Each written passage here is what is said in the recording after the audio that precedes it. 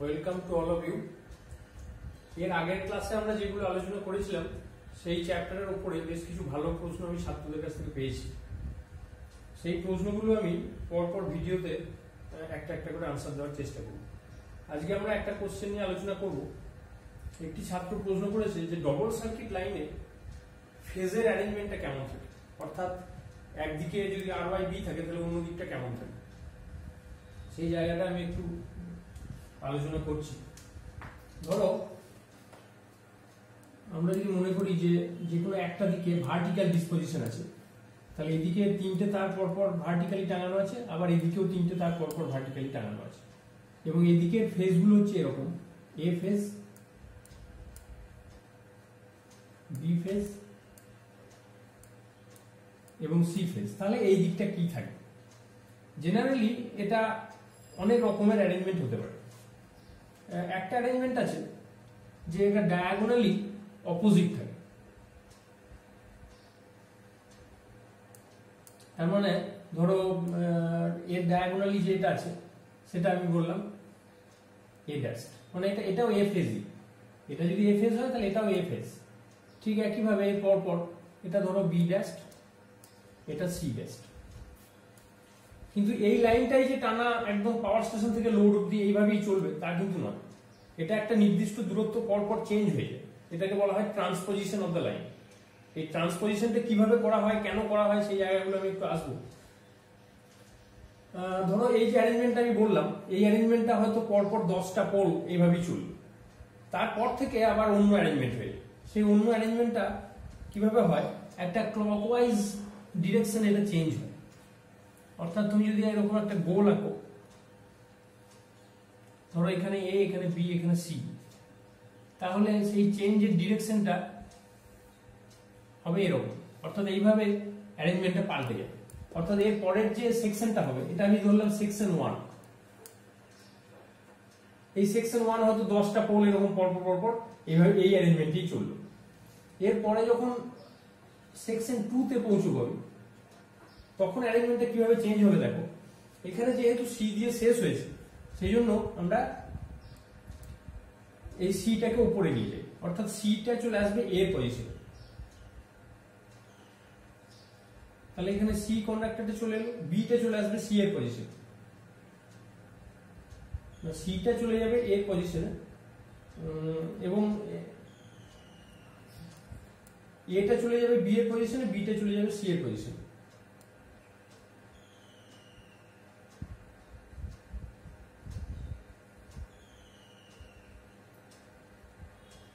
অর্থাৎ অ্যারেঞ্জমেন্টটা এরকম হবে। বুঝতে পারলে কিনা দেখো, এই অ্যারেঞ্জমেন্ট অনুযায়ী হচ্ছে, মানে এ যেখানে ছিল এ চলে যাবে বি এর পজিশনে, বি চলে যাবে সি এর পজিশনে, সি চলে যাবে এ এর পজিশনে। সেইভাবেই হয়েছে, সিটা এ এর পজিশনে চলে গেছে, বিটা সি এর পজিশনে চলে এসেছে, আর এটা বি এর পজিশনে চলে এসেছে। এইবারে দেখো এখানে কিভাবে চেঞ্জ হবে।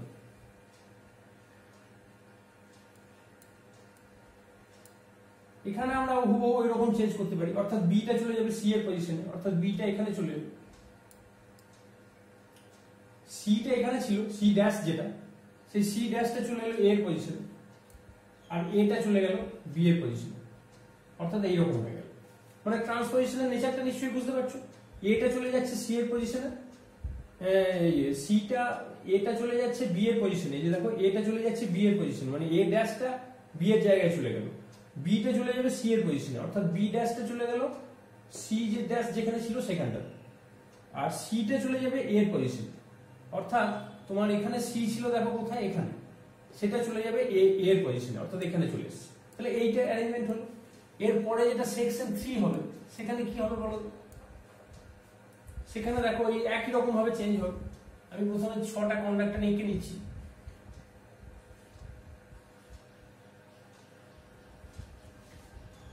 এখানে দেখো বিটা কার পজিশনে যাবে, বিটা সি এর পজিশনে যাবে, অর্থাৎ বিটা এখানে চলে যাবে। এটা কার পজিশনে যাবে, বি এর পজিশনে যাবে, মানে এ এখানে আছে, এখানে চলে আসবে।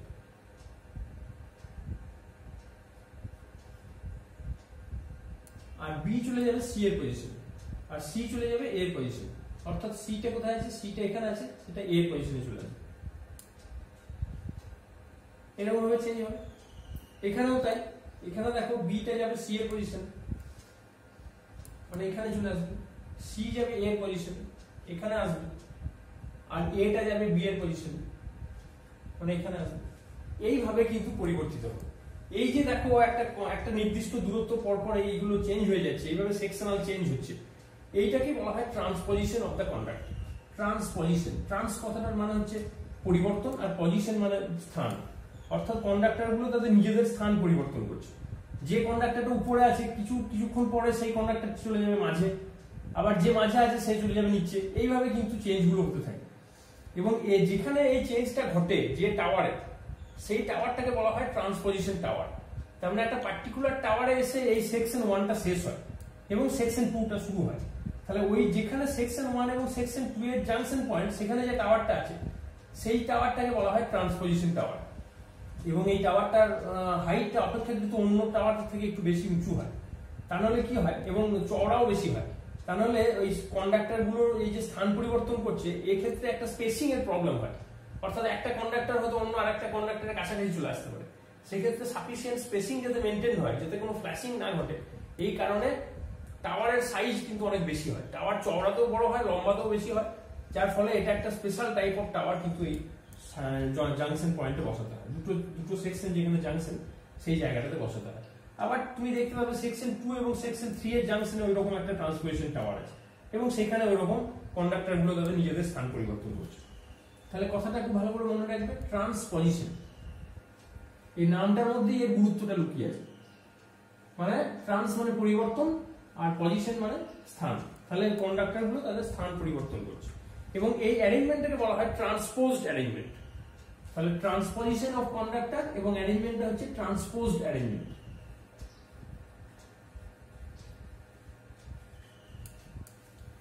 এই যে ট্রান্সপজিশন করা হলো, এটা এর কারণটা কি সেই জায়গায় আমরা আসবো। তার আগে আমি একটা বলে নিই যে ধরো আমি সেকশন 4টা যদি ডিজাইন করি, সেকশন 4টা তোমরা নিজেরাই করতে পারবে, একদম হুবহু এইরকম ভাবেই চেঞ্জটা করবে। ধরো এখানে আমি 6টা কন্ডাক্টর এঁকে নিলাম, তাহলে দেখো এটা চলে যাবে বি এর পজিশনে, অর্থাৎ এটা এখানে চলে আসবে, বি আসবে সি এর জায়গায়, আর সি আসবে এর জায়গায়। এবং এখানে কি হবে, এখানে আবার বিটা চলে যাবে সি এর জায়গায়, সি চলে যাবে এর জায়গায়, আর এ চলে আসবে বি এর জায়গায়। তার মানে তুমি কি এই সেকশন 1টাই ফেরত পেলে না? তুমি লক্ষ্য করে দেখো এই চেঞ্জ গুলো করার ফলে সেকশন 4 এ যখন তুমি পৌঁছলে তখন তুমি সেকশন 1টাই কিন্তু আবার ফেরত পেলে। তার মানে কি, তার মানে একটা নির্দিষ্ট দূরত্ব পর পর সেই পুরোনো এলিমেন্টটাই আবার ফিরে আসবে। এরপরে সেকশন 5 এ কি হবে তুমি বুঝতেই পারছো, সেটা সেকশন 2 এর সঙ্গে সেম হবে। আবার সেকশন 6 এ যখন যাবে সেটা সেকশন 3 এর সঙ্গে সেম হবে। এইভাবে কিন্তু 3টে সেকশন পর পর এটা রিপিট করে যাবে, অর্থাৎ 1 এর পরে 4 আসবে, 4 এর পরে 7 আসবে, সবগুলো এইগুলো হচ্ছে সেম অ্যারেঞ্জমেন্ট। তাহলে ট্রান্সপজিশনের বিষয়টা বুঝতে পেরেছো। এখন আমরা যেটা আসবো সেটা হলো ট্রান্সপজিশনটা কেন করা হয়।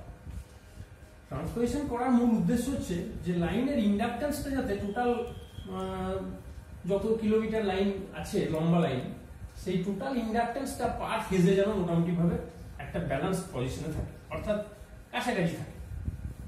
এখন এই ইন্ডাকট্যান্সের ভ্যারিয়েশনটা হয় কেন এটা আগে জানতে হবে। ইন্ডাকট্যান্স ফর্মুলা তোমরা শিখেছো যে ইন্ডাকট্যান্স মানে হলো ফ্লাক্স লিঙ্কেজ বাই কারেন্ট, এটা হচ্ছে ইন্ডাকট্যান্সের ফর্মুলা। এখন প্রতিটি তারে যদি আমি মনে করি সেম কারেন্ট পাস করছি, তাহলে কি প্রত্যেকটা তারের ফ্লাক্স লিঙ্কেজটা সেম হবে? তা কিন্তু হবে না। কারণ দেখো একদম টপ মোস্ট যে কন্ডাক্টরটা আছে সেই কন্ডাক্টরে কি ফ্লাক্স আছে, সেই কন্ডাক্টরের নিজের একটা ফ্লাক্স আছে, কারণ তার যে কারেন্টটা ফ্লো করছে তাকে ঘিরে নিজেই একটা ফ্লাক্স তৈরি করেছে, এটাকে বলা হয় সেলফ ফ্লাক্স। আর আরো যে দুটো কন্ডাক্টর আছে তাদের থেকেও ফ্লাক্স কিন্তু ওই কন্ডাক্টরে যাচ্ছে, অর্থাৎ এ কন্ডাক্টরের যে টোটাল ফ্লাক্স সেটা হচ্ছে এ কন্ডাক্টরের নিজস্ব ফ্লাক্স, যেটাকে আমি সেলফ ফ্লাক্স বলছি, এবং বি এবং সি থেকে দুটো ফ্লাক্স গিয়ে ওকে কানেক্ট করেছে, সেগুলো হচ্ছে মিউচুয়াল ফ্লাক্স। তার মানে এখানকার টোটাল ফ্লাক্স হচ্ছে এ এর নিজস্ব ফ্লাক্স এবং বি এবং সি এর মিউচুয়াল ফ্লাক্স, এই নিয়ে এর টোটাল ফ্লাক্স। আবার এখানে দেখো বি কন্ডাক্টরটা যেটা, সেখানে বি এর নিজস্ব ফ্লাক্স আছে, আবার এ এবং সি থেকে মিউচুয়াল ফ্লাক্স এসে কানেক্ট করেছে। ঠিক একইভাবে সি এর ক্ষেত্রেও তাই, সি এর নিজের ফ্লাক্স আছে, পাশাপাশি এ এবং বি মিউচুয়াল ফ্লাক্স এসে কানেক্ট করেছে। তাহলে কি এদের টোটাল ফ্লাক্স লিঙ্কেজ গুলো সবারই সেম হবে? তা কিন্তু হবে না।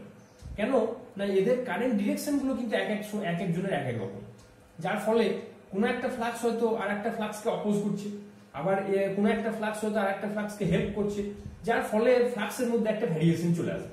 আমি একটা সাধারণ উদাহরণ নিয়ে যদি তোমাদের বোঝাই, ধরো আমি ধরে নিলাম যে এই যে কন্ডাক্টরটা রয়েছে, এই কন্ডাক্টরে কারেন্ট যাচ্ছে ডট, এখানে কারেন্ট যাচ্ছে ক্রস, আবার এই সি কন্ডাক্টরে কারেন্ট যাচ্ছে ডট।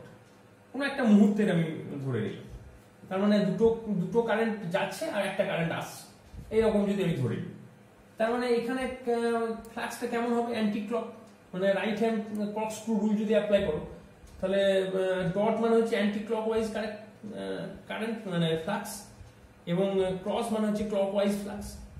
তাহলে ফ্লাক্স ডিরেকশন গুলো হচ্ছে এরকম। তাহলে লক্ষ্য করে দেখো এই যে পজিশনটা, এই পজিশনে দেখো দুটো ফ্লাক্সের ডিরেকশন কিন্তু সেম ডিরেকশন আছে, তার মানে এরা অ্যাড হচ্ছে, এখানে দুটো ফ্লাক্স অ্যাড হচ্ছে। কিন্তু এখানে কি হচ্ছে, এখানে এর ফ্লাক্সটা এইদিকে যাচ্ছে আর এর ফ্লাক্সটা আচ্ছা এটা ঠিক আঁকলাম, এটা ডট মানে এটা অ্যান্টি ক্লক হবে, এটা ক্লক হবে ক্রস, আবার এখানে এদিকে উল্টো ফ্লাক্স যাচ্ছে। অ্যাকচুয়ালি আমরা এটা একটা আরবিট্রারি ধরে নিয়েছি বলে এরকম আসছে। তুমি যদি একদম হুবহু 3 ফেজ ডায়াগ্রাম যেমন হয় সেই রকম ভাবে ধরো, তাহলে এই জিনিসটাকে আরো ভালো বুঝতে পারবে। ধরো 3 ফেজ স্ট্রাকচারটা আমরা যদি এঁকে নিই, তাহলে এটা আরো ভালোভাবে এক্সপ্লেন করা যাবে। ধরো এই পয়েন্টটা আমি ধরলাম, এই পয়েন্টটা ধরো এটা আর ফেজ, এটা ওয়াই ফেজ, এটা বি ফেজ। তাহলে আর ফেজ এবং ওয়াই ফেজ এই পয়েন্টে পজিটিভ আছে আর সেই মুহূর্তে বিটা নেগেটিভ আছে। তাহলে আমরা এরকম না ধরে আমরা যদি এক্স্যাক্টলি যা হয় সেটাই ধরি, তাহলে আমাদের আরো বুঝতে সুবিধা হবে। ধরো এই যে দুটো পজিটিভ, আর আর ওয়াই পজিটিভ আর বিটা নেগেটিভ, তাহলে আর আর ওয়াই পজিটিভ মানে আমি সেই দুটোকে ডট ধরলাম, আর আর ওয়াইকে আমি ডট ধরলাম আর বিটাকে আমি ক্রস ধরলাম। এটা ধরো আর ফেজ, এটা ওয়াই ফেজ, এটা বি ফেজ। তাহলে আর আর ওয়াই যে ডট, তার মানে এদের ফ্লাক্স ডিরেকশন কেমন হবে? অ্যান্টি ক্লক ওয়াইজ ডিরেকশন, মানে এদেরকে ঘিরে যে সেলফ ফ্লাক্সটা ঘুরছে সেইটা। আর ক্রসের ক্ষেত্রে কেমন হবে? ক্রসের ক্ষেত্রে হবে ক্লক ওয়াইজ ডিরেকশন। তাহলে এই যে পজিশন আর আর ওয়াই এর মাঝখানে যে জায়গাটা রয়েছে, সেই জায়গায় দেখো দুটো ফ্লাক্স পরস্পর বিপরীতমুখী ফ্লাক্স, তার মানে এখানে সাবট্রাকশন হচ্ছে, দুটো ফ্লাক্স পরস্পর সাবট্রাক্ট করছে। আবার এখানে দেখো দুটো ফ্লাক্স একই ডিরেকশনে আছে, তার মানে এখানে অ্যাডিশন হচ্ছে। তার মানে বুঝতেই পারছো একটা জায়গায় ফ্লাক্স লিঙ্কেজটা কমছে, একটা জায়গায় ফ্লাক্স লিঙ্কেজটা বাড়ছে। অটোমেটিক্যালি এই তিনটে কন্ডাক্টরের ফ্লাক্স লিঙ্কেজ কিন্তু একই রকম হবে না, আলাদা আলাদা রকম হবে। যার ফলে দেখতে পাবে তুমি যে এই কন্ডাক্টর গুলোতে যে এই আউটার কন্ডাক্টরে যে ফ্লাক্স লিঙ্কেজ হচ্ছে, মাঝের কন্ডাক্টরের ফ্লাক্স লিঙ্কেজ তার থেকে ভ্যারি করে যাচ্ছে। অটোমেটিক্যালি তাদের ইন্ডাকটেন্সের মধ্যে ভ্যারিয়েশন চলে আসবে। ফ্লাক্স লিঙ্কেজটা যদি আলাদা হয়ে যায়, তাহলে ইন্ডাকটেন্সটা আলাদা হয়ে যায়, এবং ইন্ডাকটেন্স আলাদা হলে প্রত্যেকটা কন্ডাক্টরের যে ইন্ডাকটিভ রিঅ্যাক্ট্যান্স, যেটাকে আমরা বলে থাকি ওমেগা এল, সেটাও আলাদা হয়ে যাবে। এবং ইন্ডাকটিভ রিঅ্যাক্ট্যান্স আলাদা হলে প্রত্যেকটা তারের ভোল্টেজ ড্রপ কিন্তু আলাদা হবে। তার মানে তুমি সেন্ডিং এন্ডে প্রত্যেকটা ফেজে একই পরিমাণ ভোল্টেজ দিয়ে তুমি সেটাকে সেন্ড করলে পাওয়ারটাকে, কিন্তু যখন তুমি রিসিভিং এন্ডে পৌঁছলে সেখানে গিয়ে দেখলে ভোল্টেজ গুলো সব আলাদা হয়ে গেছে, মানে আনব্যালেন্স হয়ে গেছে। এই আনব্যালেন্সটা হলো কেন? হওয়ার কারণই হচ্ছে যে এই প্রত্যেকটা লাইনের ইন্ডাকটেন্স লেভেলগুলো আলাদা হয়ে গেছে। এই আলাদা হয়ে যাওয়ার কারণে এক একটা ফেজে এক এক রকম ভোল্টেজ ড্রপ হয়েছে, ইন্ডাকটিভ ড্রপ হয়েছে, যার ফলে আলটিমেটলি রিসিভিং এন্ডে যখন পৌঁছেছি তখন দেখা যাচ্ছে ভোল্টেজগুলো সব সেপারেট হয়ে গেছে, আনব্যালেন্স হয়ে গেছে। এই আনব্যালেন্সিংটা যদি আমাদের কমাতে হয়, আনব্যালেন্স পুরোপুরি রোধ করা যাবে না, একদম যে দারুণ ভাবে রোধ করে আনব্যালেন্স জিরো করে দেওয়া যাবে এবং সব ফেজের ভোল্টেজ ইকুয়াল হবে, এটা করা যাবে না। কিছুটা ভ্যারিয়েশন থাকবেই, কিন্তু আমাদের চেষ্টা করতে হবে যে প্রত্যেকটা ফেজের ইন্ডাকটেন্সের মধ্যে মোটামুটি একটা প্যারিটি থাকে। সেই প্যারিটিটা আনার জন্যই কিন্তু ওই ট্রান্সপোজিশনটা করা। অর্থাৎ যে মাঝখানের কন্ডাক্টর আছে তাকে সবসময় মাঝে না রেখে কখনো উপরে তোলা, কখনো নিচে নামানো, আবার যে উপরে আছে তাকে কখনো মাঝে নিয়ে আসা, এই ধরনের পরিবর্তনগুলো যদি আমরা করতে থাকি একটা নির্দিষ্ট সেকশন অন্তর অন্তর, এটা প্রতিটি টাওয়ারেই করা সম্ভব না। প্রতিটি টাওয়ারে করতে গেলে জিনিসটা অনেক জটিল হয়ে যাবে। এটাকে একটা নির্দিষ্ট দূরত্ব পর পর করলে খরচাটা কমবে। প্রতি টাওয়ারে যদি করতে হয় তাহলে খরচা অনেক বেশি হয়ে যাবে, কারণ ট্রান্সপোজিশন টাওয়ারগুলোর কনস্ট্রাকশন আমি তোমাদের বলেছি দ্যাট ইজ কস্টলি কনস্ট্রাকশন। সেই জন্য এই ট্রান্সপোজিশনের মধ্য দিয়ে বেসিক্যালি আমরা যেটা করতে চাইছি যে ইন্ডাকটেন্সের মধ্যে একটা সিমেট্রি আনতে চাইছি, যে প্রতিটি ফেজের মোটামুটি যেন ইন্ডাকটেন্স লেভেলটা একটা নির্দিষ্ট জায়গায় থাকে। তাহলে বুঝতে পেরেছো যে ট্রান্সমিশন করার কি উদ্দেশ্য। এবং তুমি যদি এই কন্ডাক্টরগুলোর মধ্যে দূরত্বটাকে বাড়াও, স্পেসিংটাকে বেশি করো, তাহলে দেখবে এই মিউচুয়াল ইফেক্টটা কম হচ্ছে। মানে মোটামুটি ভাবে তারের যে সেলফ ফ্লাক্স সেটাই ডমিনেন্ট হচ্ছে। কারণ মিউচুয়াল ইফেক্টটা তো ডিস্টেন্সের উপর ডিপেন্ড করে। তারগুলোকে যদি কাছাকাছি রাখো তাহলে মিউচুয়াল ইফেক্টটা বেশি হবে, আর যদি দূরে রাখো তাহলে মিউচুয়াল ইফেক্টটা কমে যাবে। তাহলে তারের মধ্যে স্পেসিংটাকে বাড়িয়ে আমরা মূলত যেটা করতে চাইছি সেটা হচ্ছে যে আমরা মিউচুয়াল ইফেক্টটাকে কমাতে চাইছি এবং সেলফ ইফেক্টটাকে আমরা ডমিনেট করতে চাইছি।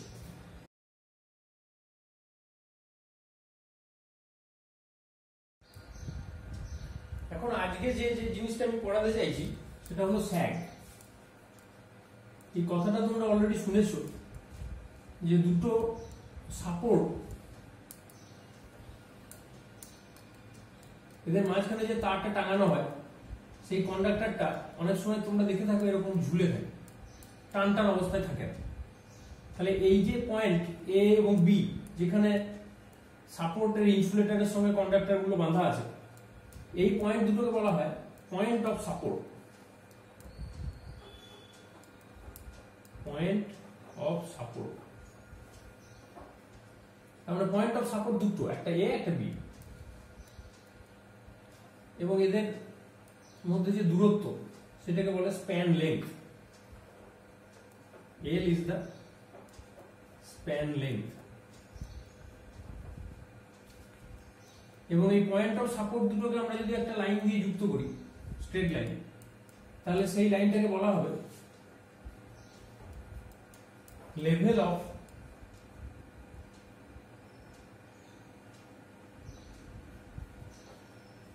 the point of support।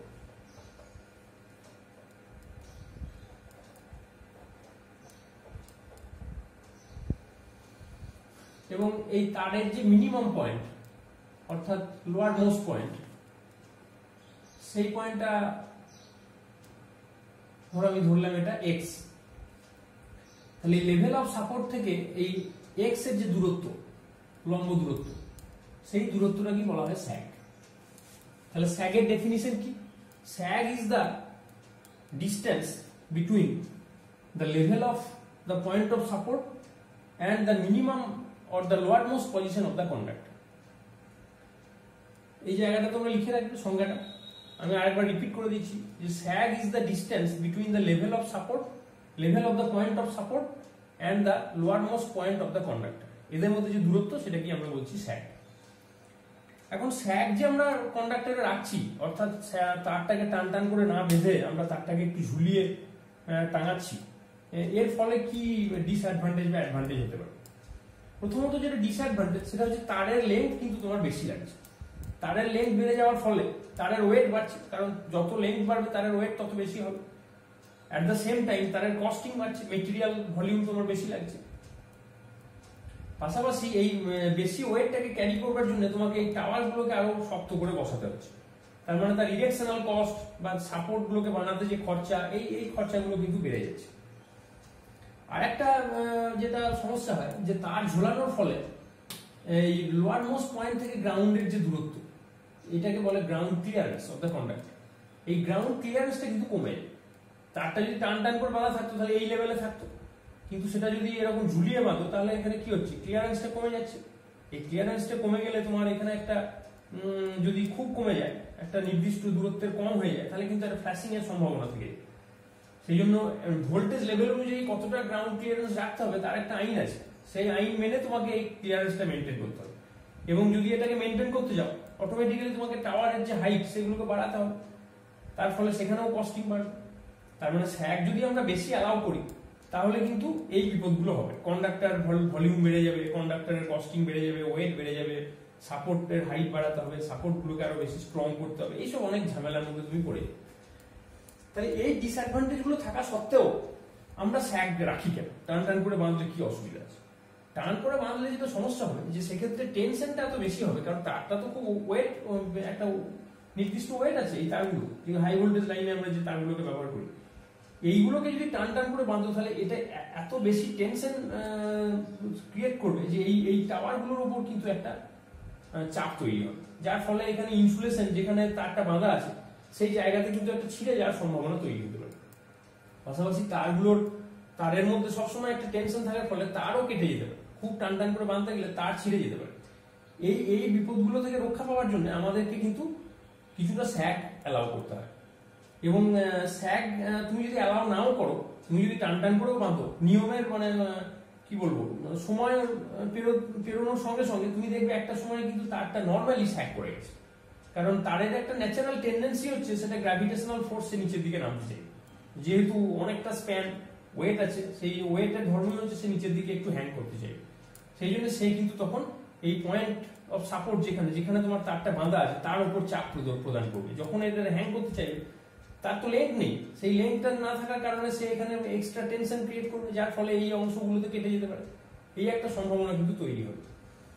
এখন লো ভোল্টেজ লাইনের ক্ষেত্রে জেনারেলি স্যাগ খুব একটা থাকে না। তোমরা যে দেখো তোমাদের বাড়ির পাশ দিয়ে যে ইলেকট্রিসিটি তারগুলো গেছে, সেখানে তুমি খুব একটা স্যাগ দেখতে পাবে, যদিও কিছু স্যাগ সেখানেও থাকে।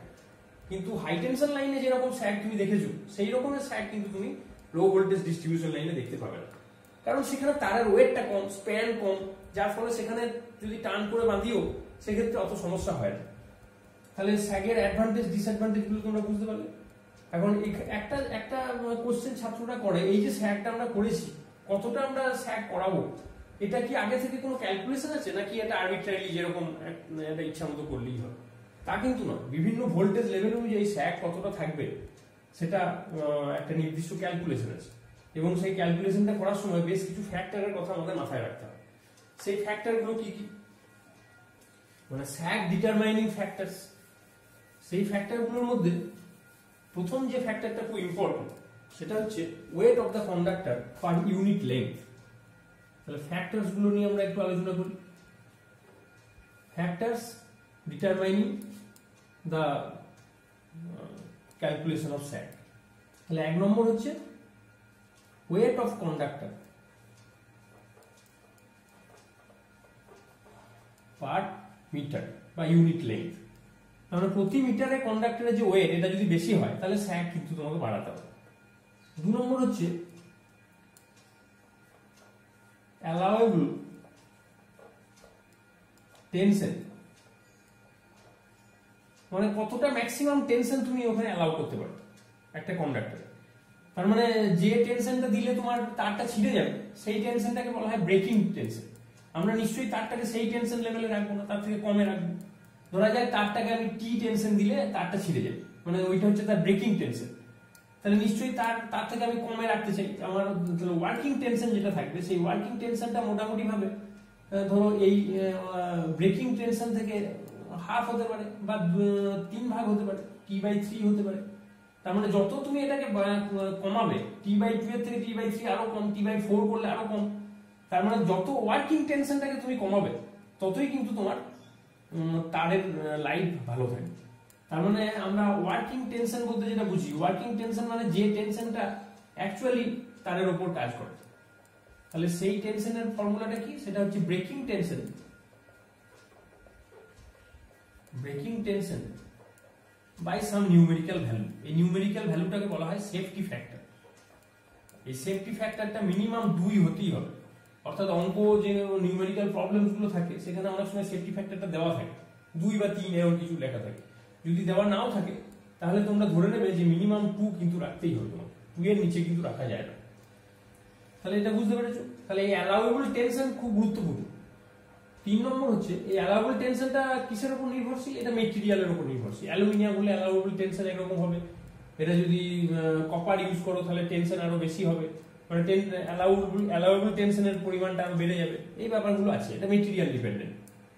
আর একটা বিষয় হচ্ছে খুব গুরুত্বপূর্ণ, সেটা হলো স্প্যান লেন্থ। স্প্যান লেন্থ, তাহলে স্প্যান লেন্থ যদি বেশি হয়, তাহলে কি স্যাগ বেশি হবে না কম হবে? নিশ্চয়ই বেশি হবে, কারণ স্প্যান যত বেশি হবে তত তারের ওয়েট বাড়বে। ওয়েট বাড়লেই তার ঝুলে পড়ার টেন্ডেন্সি বেশি হবে, তার মানে সেক্ষেত্রে স্যাগ বেড়ে যাবে। আর 4 নম্বর যেটা পয়েন্ট, সেটা হলো টেম্পারেচার। এটাও খুব গুরুত্বপূর্ণ একটা পয়েন্ট। তাহলে যে ধরো একটা খুব হট এরিয়া, যেখানে টেম্পারেচার নর্মালি 40 ডিগ্রি বা তার বেশি থাকে, সেখানে কিন্তু গ্রীষ্মকালে তোমার তারের লেন্থ বাড়ে, অর্থাৎ প্রসারিত হয়। তোমরা জানো যে তাপ প্রদান করলে যে কোনো ধাতু প্রসারিত হয়। তাহলে তারও একটা মেটাল, সেই মেটালের প্রসারণ ঘটে, যার ফলে তারের লেন্থ বেড়ে যায়। লেন্থ বেড়ে গেলে সেটা স্যাগ করে যায়। আবার যখন শীতকাল আসে তখন সেটা সংকুচিত হয়।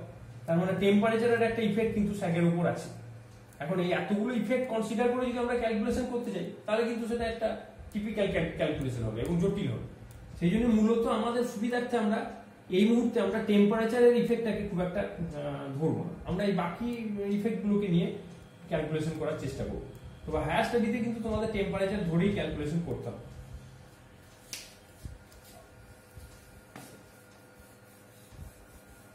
যারা একটু ডেপথে গিয়ে শিখতে চাইছো আমি বলবো যে পাওয়ার সিস্টেমের বই থেকে তোমরা টেম্পারেচারটাকে ধরে ক্যালকুলেশনটা কেমন হবে সেই জিনিসটা একটু দেখে রাখো। আমি আপাতত টেম্পারেচারটাকে বাদ দিয়েই তোমাদের সিম্পল ওয়েতে যাতে বুঝতে পারো সেইভাবে ক্যালকুলেশনটা করে দেখাচ্ছি। এখন স্যাগটা বুঝতে গেলে আমাদের দুটো কেস অ্যানালিসিস করতে হবে। একটা কেস হলো কেস 1, সাপোর্ট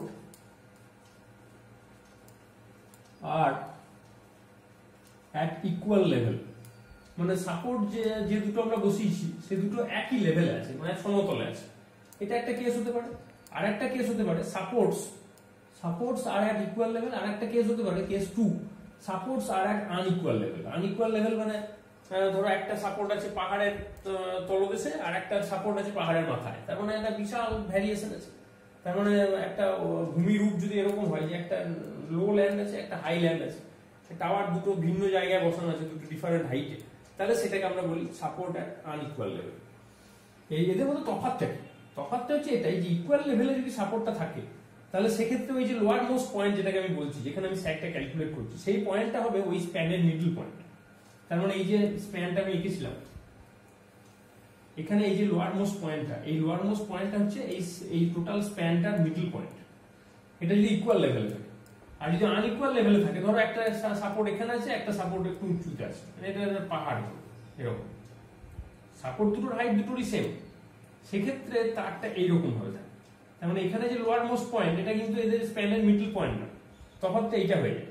তাহলে ইকুয়াল লেভেলে থাকলে সাপোর্টের লোয়ার মোস্ট পয়েন্ট যেটা তোমার কন্ডাক্টরের যেটা লোয়ার মোস্ট পয়েন্ট সেটা স্প্যানের মিডল পয়েন্টে থাকবে, আর আনইকুয়াল লেভেল হলে সেটা থাকবে না। তাহলে এই দুটো কেস আমরা অ্যানালিসিস করতে চাই। তো আজকে আমি ক্লাসে তোমাদেরকে ইকুয়াল লেভেলটা করে দেখাচ্ছি, নেক্সট ক্লাসে আমরা আনইকুয়াল লেভেলটা নিয়ে আলোচনা করব। তাহলে ইকুয়াল লেভেল বুঝতে গেলে আমাদেরকে একটা ছবি এঁকে নিচ্ছি আমরা প্রথমে। ধরো এটা সমতল, সেখানে দুটো একই হাইটের টাওয়ার বসানো আছে এবং সেখানে একটা এরকম কন্ডাক্টর টাঙানো আছে, এটা হচ্ছে লোয়ার মোস্ট পয়েন্ট। এবং আমি ধরে নিলাম যে এখান থেকে এখানে এই যে স্প্যান লেন্থ সেটা হচ্ছে L, এই ও পয়েন্টটা হচ্ছে কন্ডাক্টরের লোয়ার মোস্ট পয়েন্ট। তাহলে এখান থেকে এই ও পয়েন্টের যে দূরত্ব, এই দূরত্বটাকে আমরা বলবো স্যাগ S। এবং এই স্যাগটার পরিমাণ কত হবে এটা বুঝতে গেলে আমাদেরকে একটা ক্যালকুলেশন করতে হবে। তার জন্য আমরা এই টোটাল কন্ডাক্টরে যে কোনো একটা পয়েন্ট ধরে নিলাম P। এখন দেখে তোমার কি মনে হচ্ছে এটা একটা ক্যাটেনারি মানে হচ্ছে একটা কার্ভ, কিন্তু এই স্প্যানটা যদি অনেক বড় হয় তাহলে এই কার্ভটাকে কোনো একটা পার্টিকুলার পয়েন্টে দেখে তোমার স্ট্রেট লাইন বলে মনে হবে। যেমন ধরো এই যে ও এবং পি, এই ওপি রেখাটাকে তুমি কি বলবে, এটা কি কোনো কার্ভ লাইন নাকি এটা স্ট্রেট লাইন? আসলে স্ট্রেট লাইন নয়, এটা কার্ভ লাইন, কিন্তু যেহেতু এরিয়াটা খুব ছোট মানে লেন্থটা খুব ছোট এই দুজনের মধ্যে, ওপি লেন্থটা খুব ছোট, সুতরাং এটাকে তুমি অলমোস্ট একটা স্ট্রেট লাইন বলে মনে করতে পারো, মানে একটু কি বলবো একটু অ্যাপ্রক্সিমেশন করতে পারো। তাহলে আমি যদি এই জিনিসটাকে আঁকি এখানে তাহলে বুঝতে পারবে তুমি। ধরো এটা ও পয়েন্ট আর এটা পি পয়েন্ট, মানে আমি জাস্ট এইটুকু অংশকে আলাদা করে আঁকলাম। তাহলে এদের মধ্যে কি কাজ করছে, আমি ধরলাম যে এখান থেকে এখানে দূরত্বটা হচ্ছে এক্স। তাহলে এই কন্ডাক্টরের পার ইউনিটের যদি ওয়েট হয় ডাব্লিউ, ধরি weight of conductor per metre is W, তাহলে এক্স মিটার যদি এদের দূরত্ব হয় ও এবং পি পয়েন্টের মধ্যে, তাহলে টোটাল ওয়েট কত, এই ওপি লেন্থের ওয়েট কত, তাহলে weight of OP equal to হবে ডাব্লিউ ইন্টু এক্স। সেই ডাব্লিউ ইন্টু এক্সটা কাজ করবে কোথায়, এর মিডল পয়েন্টে, এখানে কাজ করবে নিচের দিকে। তাহলে ডাব্লিউ এক্স বলে একটা ফোর্স সেটা কিন্তু এই মিডল পয়েন্টে কাজ করবে।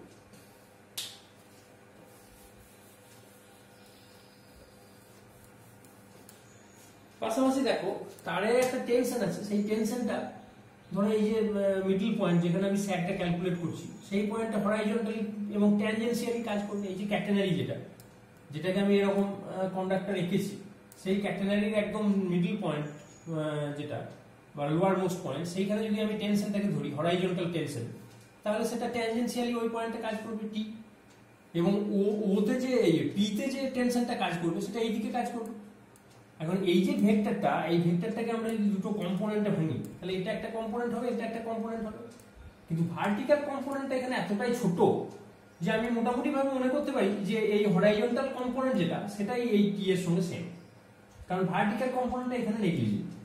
তার মানে এই পি পয়েন্টে এখানে যে টেনশনটা কাজ করছে সেটা অ্যাপ্রক্সিমেটলি টি এর সঙ্গে সেম, এটা আমরা ধরে নিতে পারি। মানে ওপিটাকে আমরা মোটামুটি একটা স্ট্রেট লাইন বলে কল্পনা করছি।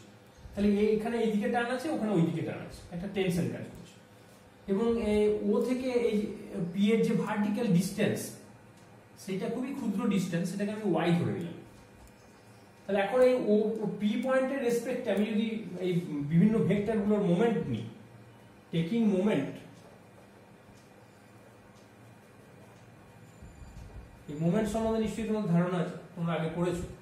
Taking moment with respect to P, point P, তাহলে কি কি মোমেন্ট আমরা পাচ্ছি? পি পয়েন্টে হরাইজন্টাল টেনশনটা কি? হরাইজন্টাল ফোর্স, সেটা হচ্ছে টি, তার সঙ্গে ভার্টিক্যাল পারপেন্ডিকুলার ডিস্টেন্স। মোমেন্ট মানে কি? ফোর্স ইনটু পারপেন্ডিকুলার ডিস্টেন্স, এটাকে মোমেন্ট বলছি। তাহলে এখানে হরাইজন্টাল ডিরেকশনে যে ফোর্সটা কাজ করছে সেটা টেনশন টি, টি মানে working tension of the conductor, তার সঙ্গে ওয়াইটা হচ্ছে তার ভার্টিক্যাল ডিস্টেন্স, তাহলে ওয়াইটাকে গুণ করলে মোমেন্ট পাচ্ছি। অ্যাট দ্য সেম টাইম এখানে ভার্টিক্যাল ফোর্সটা কি? ভার্টিক্যাল ফোর্সটা হচ্ছে ডাব্লিউ এক্স, সেটা কোথায় কাজ করছে? এই টোটাল লেন্থটা যদি এক্স ধরি আমি, তাহলে এটা হচ্ছে এক্স বাই টু, এই ও থেকে এই যে মিডল পয়েন্টের দূরত্বটা হচ্ছে এক্স বাই টু, এটা হচ্ছে হরাইজন্টাল দূরত্ব। তাহলে ভার্টিক্যাল ফোর্সের সঙ্গে হরাইজন্টাল দূরত্বকে গুণ করতে হবে, আর হরাইজন্টাল ফোর্সের সঙ্গে ভার্টিক্যাল দূরত্বকে গুণ করতে হবে, তাহলে ডাব্লিউ x into x by two হবে। তাহলে ওয়াই সমান কত? ওয়াই সমান হচ্ছে ডাব্লিউ x square by two T. এটা একটা ফর্মুলা। কারণ ওয়াই মানেটা কি? ওয়াই মানে হচ্ছে ভার্টিক্যাল ডিস্টেন্স। তাহলে আমরা যদি এই এক্স দূরত্বে ভার্টিক্যাল ডিস্টেন্স ওয়াই থেকে ক্যালকুলেট করি, তাহলে এক্স আর ওয়াই এর মধ্যে সম্পর্কটা হচ্ছে এরকম। আর এইটাকেই যদি আমরা টোটাল লাইনে স্ট্রেচ করে দিই, তাহলে কি হবে? এই এক্সটা ও থেকে শুরু করে এই এক্সটা ম্যাক্সিমাম কত দূর হতে পারে? আমি যদি এই টোটাল স্প্যান লেন্থটাকে এল বলে মনে করি, তাহলে ওটা তো তার মিডল পয়েন্ট, তাহলে ও থেকে একদম এই সাপোর্ট অব্দি যে দূরত্ব সেটা হচ্ছে এল বাই টু। তাহলে আমি যদি এক্স এর জায়গাতে এল বাই টু বসাই, তাহলে ওয়াইটা কি হবে? ওয়াইটা হবে স্যাক এস। নিশ্চয়ই বুঝতে পারছো যে এক্স যেটা ধরেছিলাম আমরা এই পি পয়েন্ট অব্দি, এই পি পয়েন্টটাকে তুমি যদি একদম সাপোর্ট অব্দি করে দাও, তার মানে কি? তুমি স্প্যানের অর্ধেক চলে গেলে। এই ও থেকে, ওটা তো মিডল পয়েন্ট, তাহলে ও থেকে এই দ্বিতীয় সাপোর্টের যে দূরত্ব সেটা হচ্ছে এল বাই টু। তার মানে এক্সটাকে যদি আমি এল বাই টু ধরি, তাহলে ওয়াইটা হয়ে যাবে এস। তাহলে সেইটা আমি যদি বসিয়ে দিই, তাহলে এক্স এর জায়গায় তুমি এল বাই টু বসাও, তাহলে এটা হচ্ছে W L square by eight T. এটাই হচ্ছে তোমার স্যাগের ফর্মুলা। তাহলে স্যাগ বলতে বোঝাচ্ছে স্যাগ কার উপর ডিপেন্ডেন্ট, এটা লক্ষ্য করো। এই ডাব্লিউটা কি? ডাব্লিউটা হচ্ছে weight of the conductor per unit length. এটা যত বাড়বে স্যাগ তত বাড়বে, স্প্যান লেন্থ যত বাড়বে তার স্কোয়ার রেটে স্যাগ বাড়তে থাকবে। মানে স্প্যান লেন্থটা খুব ভীষণ ইম্পর্টেন্ট। টেনশন, এই টেনশনটা কোন টেনশন? এটা কিন্তু ব্রেকিং টেনশন নয়, এটা কিন্তু ওয়ার্কিং টেনশন। তার মানে যে টেনশনটা তুমি অ্যাকচুয়ালি তারের মধ্যে রেখেছো, ব্রেকিং টেনশন কিন্তু এর থেকে বেশি। তাহলে এই ওয়ার্কিং টেনশন যেটা, টেনশনটা তুমি যত বেশি রাখবে তত স্যাগ কমবে। টেনশন বাড়ানো মানে কি? টান টান করে বাঁধা। তার মানে সেই টি এর ভ্যালুটা যত বাড়াবে তুমি, তত ওয়াই এর এস এর ভ্যালুটা কমবে, এবং টিটা যত কম রাখবে তুমি, তত এস এর ভ্যালু বাড়বে। তাহলে এই হচ্ছে তোমার স্যাগের ক্যালকুলেশন ইকুয়াল লেভেলের ক্ষেত্রে। তাহলে এখানে যদি তুমি বলো যে এই পি পয়েন্টে স্যাগ কত, মানে এই স্যাগটা তো ক্যালকুলেট করলাম আমরা একদম ম্যাক্সিমাম স্যাগ যেটা সেইটা মিডল পয়েন্ট। তাহলে এই পি পয়েন্টে যদি তুমি স্যাগ ক্যালকুলেট করতে যাও, তাহলে কি হবে? সেখানে তাহলে এস থেকে তোমাকে এই ওয়াই পোর্শনটা বাদ দিতে হবে। তাহলে sag at P, sag at point P, এটা হচ্ছে এস মাইনাস ওয়াই। তার মানে W L square by eight T minus W x square by two T. তাহলে তুমি যে কোনো পয়েন্টে স্যাগ কত তুমি বার করতে পারো যদি তুমি এই মিডল পয়েন্ট থেকে তার দূরত্বটা জানো। মিডল পয়েন্ট থেকে দূরত্বটাই তো এক্স, এই এক্স এর ভ্যালুটা যদি তোমার জানা থাকে, বাকিগুলো তো সবই তুমি জানো। এই ডাব্লিউ কত জানো, এটা এটা দেওয়া আছে, অ্যালুমিনিয়াম তারের ডাব্লিউ কত হয় সেটা দেওয়া থাকে, এটা জানা যায়। এলটা কত সেটা মাপলেই পাওয়া যাবে, এবং টি কত, একটা তারের, একটা অ্যালুমিনিয়াম তারের ওয়ার্কিং টেনশন কত রাখা যেতে পারে সেটাও অঙ্কতে দেওয়া থাকে। যার ফলে এই ভ্যালুগুলো সবই জানা, শুধুমাত্র এক্সটাই হচ্ছে একমাত্র ভ্যারিয়েবল। তার মানে এক্সটাকে তুমি কোন পজিশনে নেবে সেই অনুযায়ী তোমার স্যাগটা ডিফার করে যাবে। বিভিন্ন পয়েন্টে তো স্যাগ বিভিন্ন রকম। তাহলে স্যাগ বার করো বলতে আমরা কোন স্যাগটার কথা বুঝবো? আমরা সবসময় এই ম্যাক্সিমাম স্যাগটার কথা বুঝবো। আর যদি পার্টিকুলার কোন একটা পয়েন্টে স্যাগের কথা বলে তাহলে সেই পয়েন্টটা উল্লেখ করে দেবে, এবং সেটা মিডল পয়েন্ট থেকে কতটা দূরে, বা কোন একটা টাওয়ার থেকে সেটার লেন্থ দূরত্বটা কত এটা বলে দেবে। তাহলে আমরা যদি ধরে নিই যে টোটাল স্প্যানটা হচ্ছে 100 মিটার, তাহলে তার হাফ হচ্ছে 50 মিটার। এবার তোমাকে বললো যে এই প্রথম সাপোর্ট থেকে 10 মিটার দূরে স্যাগ কত হবে, তার মানে সেক্ষেত্রে এক্সটা কত, 50 মিটার মাইনাস 10 মানে 40 মিটার। সেইটা বসে তুমি স্যাগ ক্যালকুলেট করে দিতে পারবে। তাহলে এই ক্যালকুলেশনটা তোমরা বাড়িতে ভালো করে দেখে আসবে। নেক্সট দিন আমি যেটা তোমাদের পড়াবো সেটা হচ্ছে আনইকুয়াল লেভেলের ক্ষেত্রে স্যাগ কি হয়, এবং স্যাগের আরো কি কি সমস্যা আছে। যে স্যাগে ধরো কন্ডাক্টরের ভলিউম, কন্ডাক্টরের উপর যদি লোডিং বাড়ে, অর্থাৎ কন্ডাক্টরে যদি বাতাসের ধাক্কা দেয়, কন্ডাক্টরের উপর যদি বরফ জমে, এই লোডিং গুলো যদি বাড়ে তাহলে কন্ডাক্টরের ওয়েট বেড়ে যাবে বা কন্ডাক্টরের টেনশন পাল্টে যাবে, তখন স্যাগের কি পরিস্থিতি হবে। এই জিনিসগুলো নিয়ে আমরা পরবর্তী ক্লাসগুলোতে আলোচনা করব। তাহলে স্যাগের থিওরির একটা অংশ আজকে আমি পড়ালাম, আরো বেশ কিছু থিওরি বাকি আছে। এই থিওরিটা পুরো কভার করে নেওয়ার পর স্যাগ থেকে আমি কিছু নিউমেরিক্যাল প্রবলেম করাবো। এই স্যাগটা কিন্তু পরীক্ষার জন্য তোমাদের ভীষণ ইম্পর্টেন্ট, এখান থেকে একটা কোশ্চেন কিন্তু তোমরা পাবে। তাহলে আজকের ক্লাস কেমন লাগলো জানাবে, এবং তোমরা এই যে কোশ্চেন গুলো করছো এগুলো আমার ভালো লাগছে। এই কোশ্চেন গুলো তোমরা করতে থাকো, এবং এই কোশ্চেন গুলো করলে কি হয় আমিও আনসার দিতে পারি, এবং প্রত্যেক ক্লাসেই আমি একটা একটা করে এরকম ভালো কোশ্চেন পেলে তার আনসার দেবো। আজকে তোমাদের আমি ডাবল সার্কিট লাইনের কন্ডাক্টর অ্যারেঞ্জমেন্ট, ট্রান্সপোজিশন, এই জায়গাগুলো বোঝালাম, এগুলো ভালো করে পড়বে। তাহলে আজকের ক্লাস এটুকুই থাক। Thank you.